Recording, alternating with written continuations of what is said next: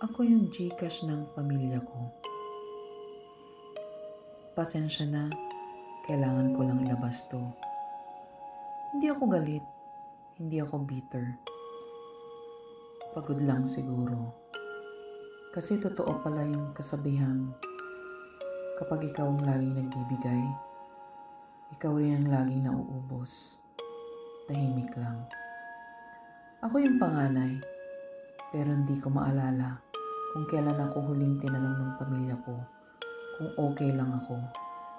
Pero ang bilis nilang mag-message kapag, "Anak, pa-Gcash lang ha? Si Bunso walang pamasahe." "Kuya, baka naman pwedeng ikaw na muna ang kuryente ngayon." "Anak, baka may extra ka dyan. Hindi pa sweldo si Papa." At minsan, wala pang hi, walang ingat ka, walang salamat.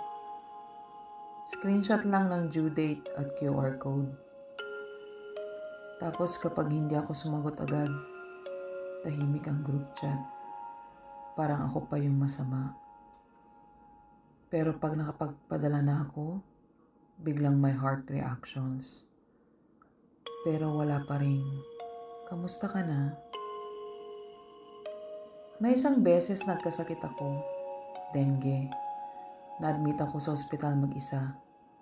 Walang nakaalam, walang nagtanong, walang tumawag. Pero guess what? Habang nakadextrose ako, may nag-message.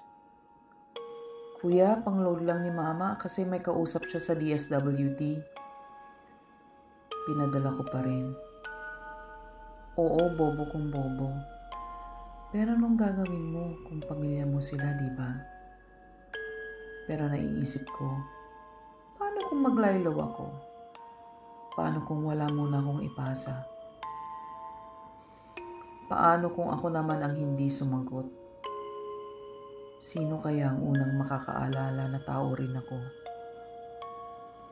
Hindi ko kailangan ng papuri. Hindi ko kailangan ng trophy. Gusto ko lang sana, kahit minsan, ramdamin din nila ako. Hindi lang bilang provider, kundi bilang anak, kapatid, tao. May ilan din palang katulad ko. Hindi ko kayo kilala pero weird, no? Kayo pa yung unang nagsabing, "Kamusta ka na?"